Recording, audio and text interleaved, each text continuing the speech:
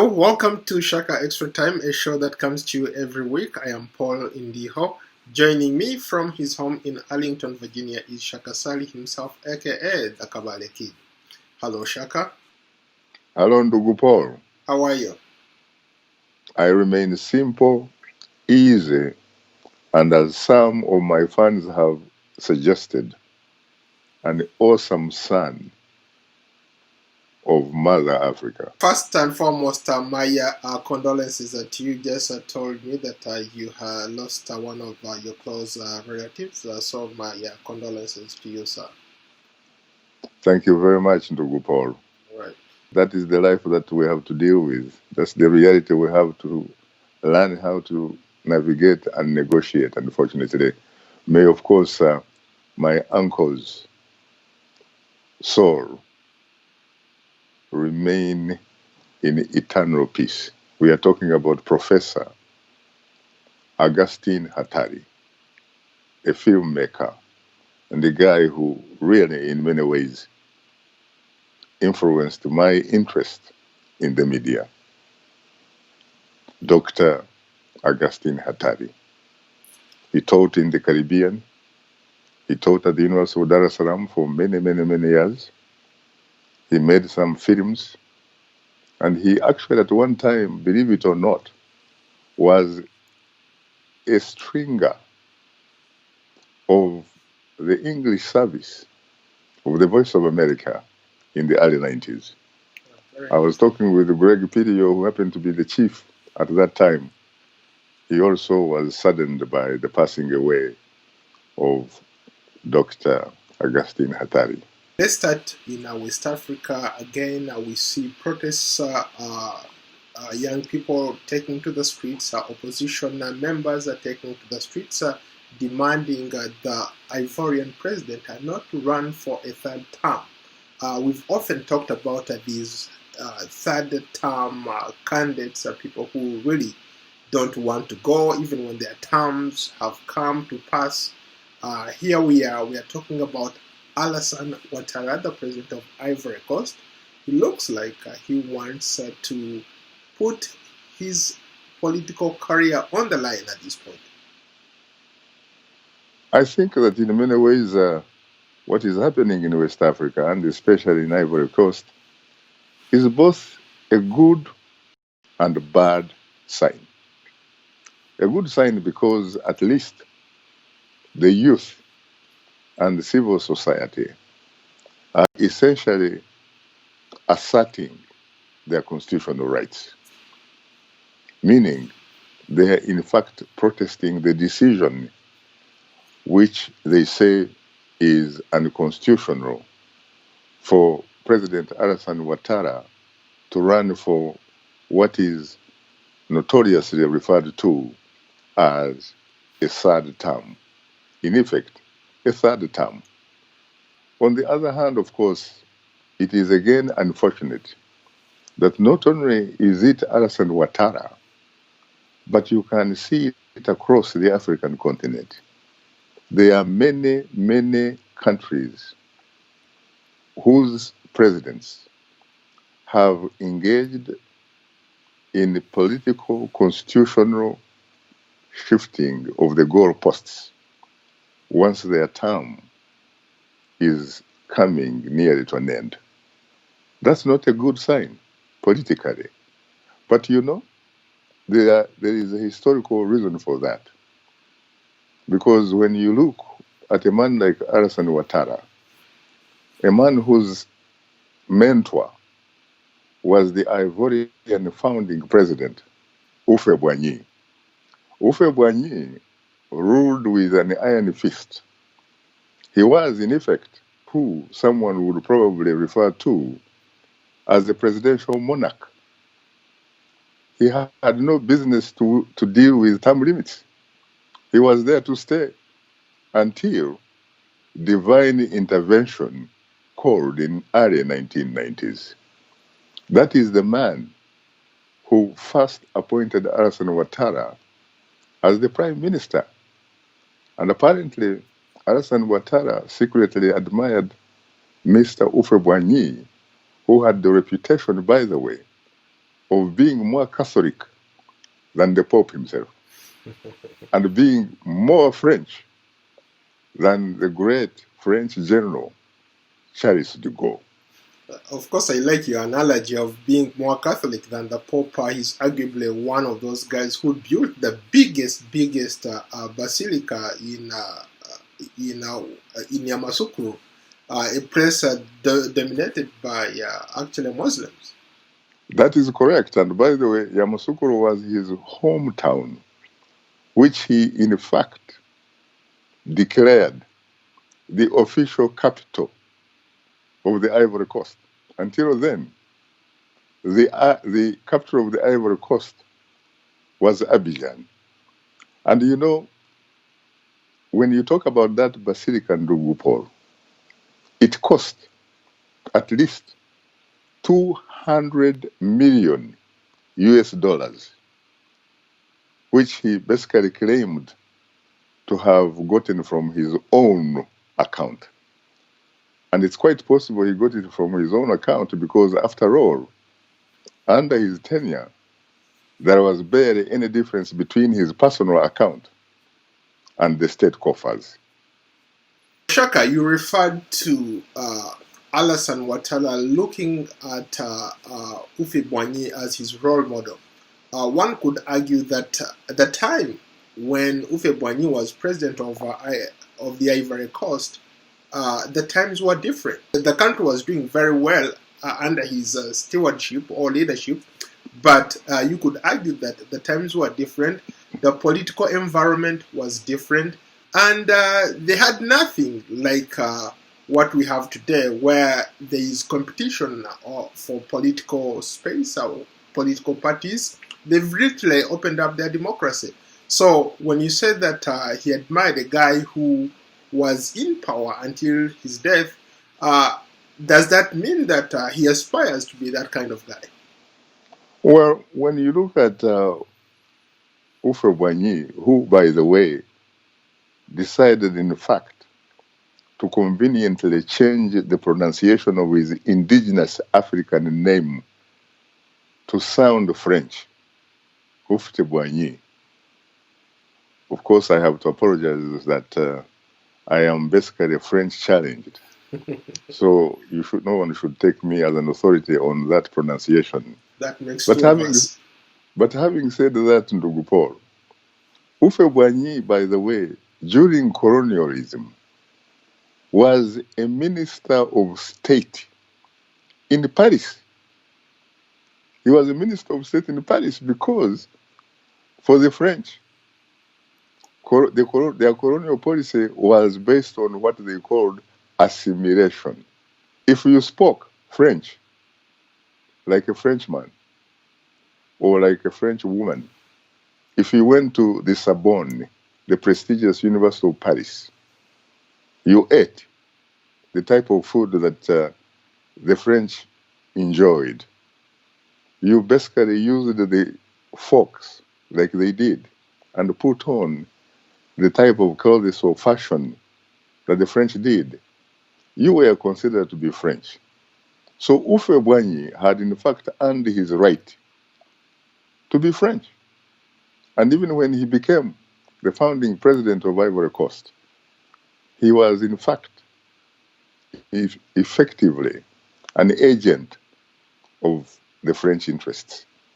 Mind you, he also admired a one-time very strong, prestigious king of France, King Louis XIV, 1655, the man who is popularly associated with "L'état c'est moi."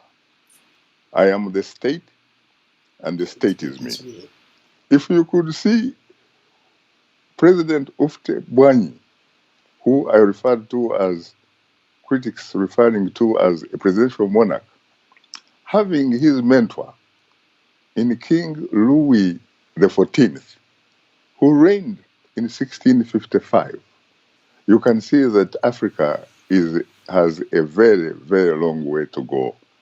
That in fact, even when we are currently in 2020, Ndugu Paul, We are operating at the level of Europe in 1655. Let's go to a comment here. Let's go to a Facebook commenter from Olivier. Mr. Ouattara, who became president in 2010 following a disputed election, says the constitutional changes voted through in 2016 reset the clock for a two-term limit to his presidency. So that means that he can still actually run. This is effectively going to be his first time running under the new constitution. Olivier is correct if you look at it in the context of legalities. There is no question about it. And we have talked about this in Paul before. All constitutions are living documents. So we are not really talking about whether or not they can, in fact, be amended. But they have to be amended. But the understanding is, if you amend the constitution that you basically took an oath to serve, protect, defend, and uphold that particular document, then if you in fact make the mistake of changing it for what is considered to be personal and or political gain, that is problematic. And it seems to me what is going on is that Alassane Ouattara, for some reason, sees himself in the image of King Louis XIV, 1655. But the last time I checked, King Louis XIV Ndugu had no claims to a PhD from the Ivy League, from the American Ivy League, the University of Pennsylvania. Here you have a modern African educated intellectual basically in our century, operating sincerely at the level of somebody that operated centuries and centuries ago. They used to call it in Kenya during the days of President Daniel Toroitich Arap Moi, Nyayo, Fata Nyayo, meaning following the footsteps of the Kenyan founding president, Mzee Jomo Kenyatta. So it seems to me that if there was anybody that was least expected to follow that kind of path, sincerely, not only in the Ivory Coast, but on the African continent, it would have had to be the urban, intellectual, internationally acknowledged bureaucrat, Alassane Ouattara. Let's go to another commenter from Jean Bosco in the Congolese capital, Kinshasa. He says that I've been to the Ivory Coast. I've lived there pretty much all my life. What I see happening there is that President Ouattara refusing to step aside is going to lead to another, I guess, is going to literally destroy that country. He should take an example of our stubborn president. I'm not saying he's stubborn, but this is what John Bosco is saying, that our stubborn president, Kabila, Joseph Kabila, who stepped aside and allowed democracy to take its root. Your thoughts, Shaka? I think that John Bosco is onto something. Whether you agree with Joseph Kabila or not, at least he symbolically did something fundamentally different from most of his colleagues on the continent. A man like Alassane Ouattara, sincerely, how can he be expected to be respected, to be believed by people that he is the only one, in as far as the Ivory Coast is concerned, who could actually occupy that position What if, God forbid, what if you have divine intervention? Does it mean that he actually goes down with the Republic of Ivory Coast? Where did he come from? Did he go to schools that were unique? Was he born and grew up in unique circumstances?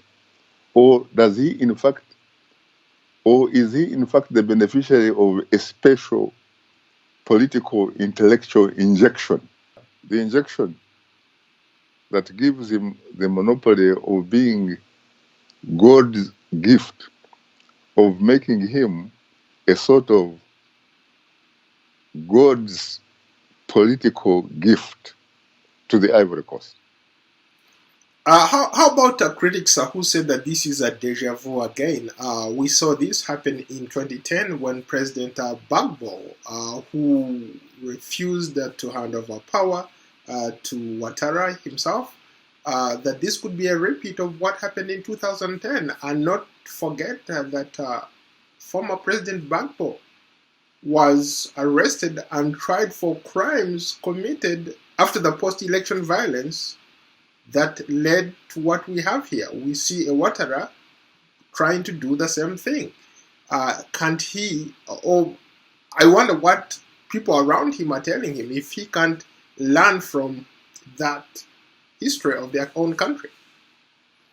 You are right, Ndugu Paul, but we should point out also to the audience that those crimes, by the way, at The Hague, the evidence that was tabled did not seem to be strong enough for a conviction as far as Laurent Gbagbo is concerned. It is very unfortunate that a man like Alassane Ouattara, who initially, by the way, was denied the opportunity to run for the highest position in the land of the Ivory Coast on the basis that he was not a genuine Ivorian citizen, perhaps because his parents had initially come from the northern part.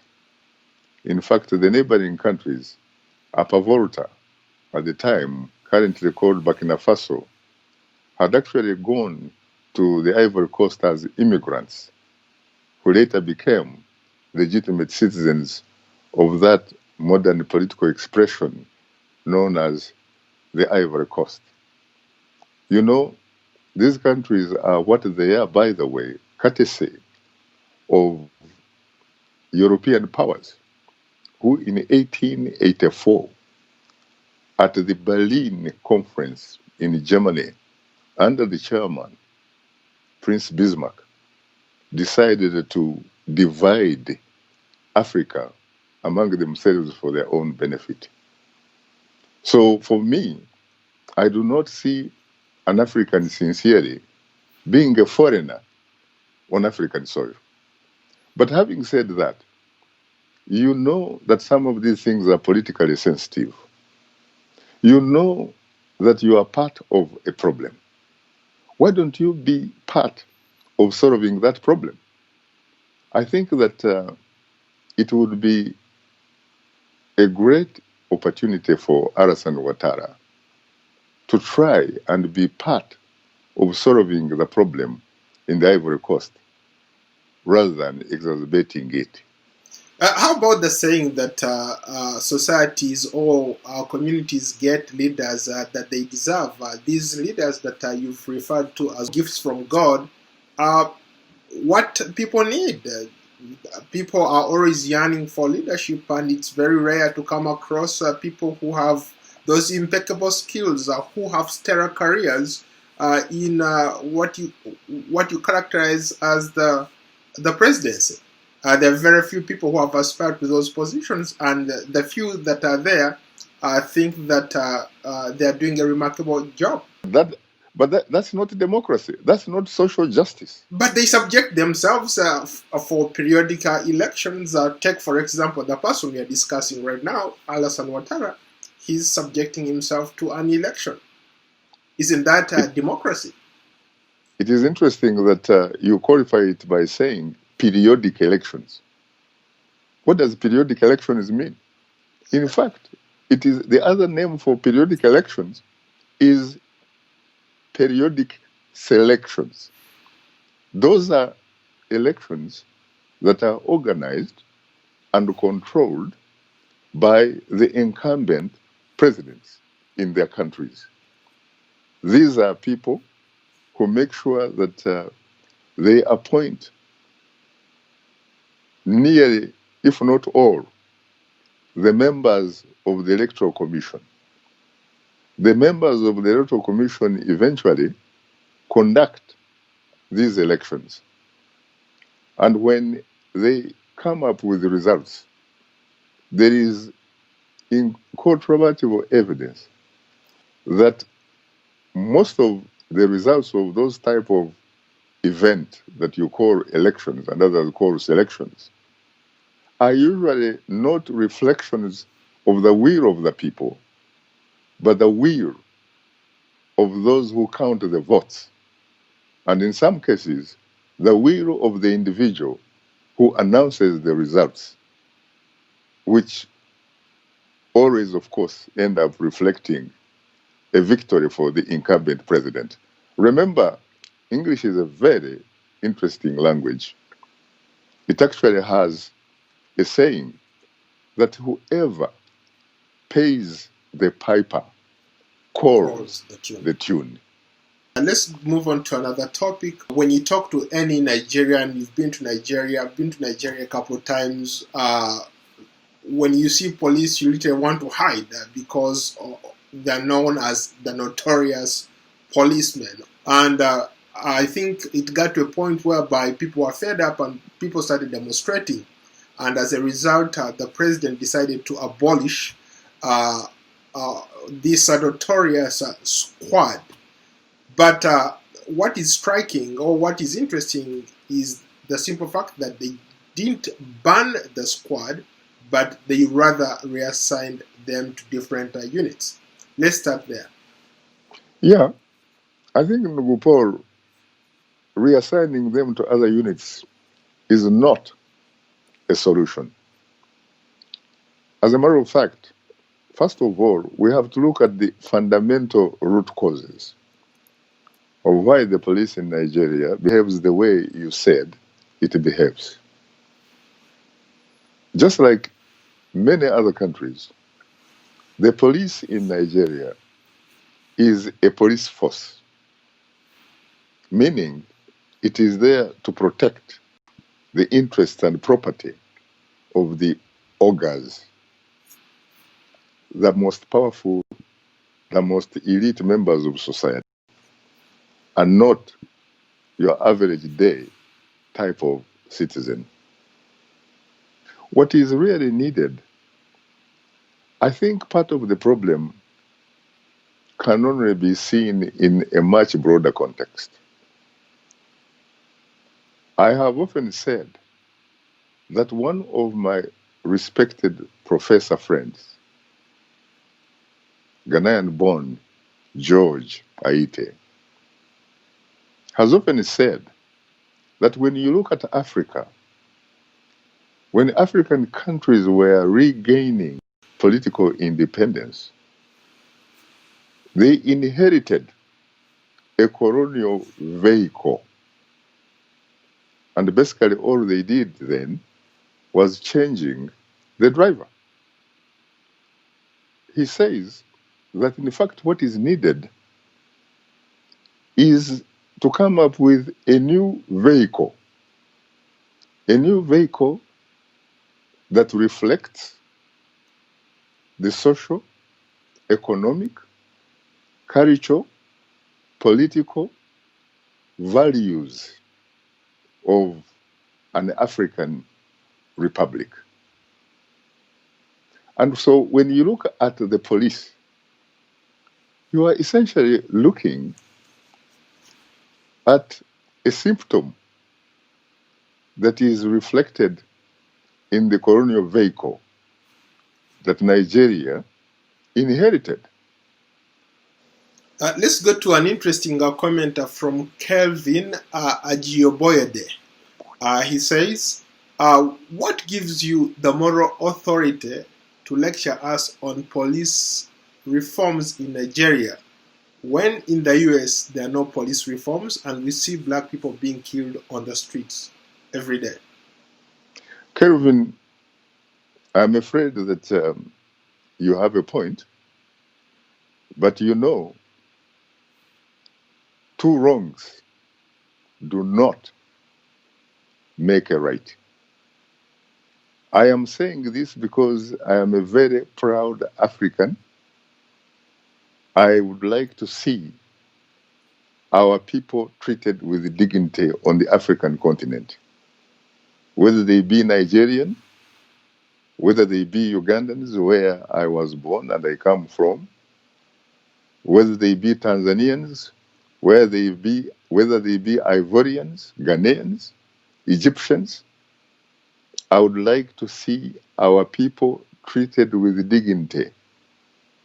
I would like to see a police force turned into a police service to serve the interests of our people. Another commenter, Facebook commenter from Jennifer, she says that in her view, police poses the most existential threat to the citizenry of most African countries. You have police brutality everywhere. It's not just a Nigerian problem. Jennifer is correct. You see, at the end of the day, I think part of the problem, frankly, is that most of Africa does not enjoy what is called social justice for all. You have a ruling class which uses police in a manner that protects its interests and property. It is focused on that. It does not value the vast majority of the people in the republic.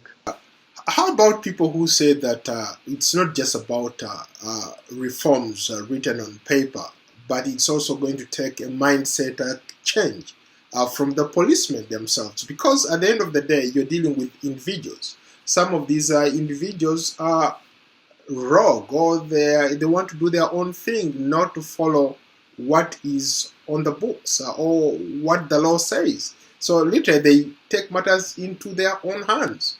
How about that? You have a very good point, Ndugupol. Again, I think what is needed is a new type of training, for the police. A training, again, that is a reflection of the indigenous African values, the values of fairness, the values of respect, the values of dignity, the values of brotherhood, sisterhood, the values of a police that submits itself as an agency or as a service that respects its people. That's what is needed. I think, again, like I said, what is required is not necessarily just some basic reforms. What is required are fundamental changes in the attitudes and the mindsets of the powers that be and the security forces. Well, Shaka, thank you so much for your time. You're most welcome, Ndugu.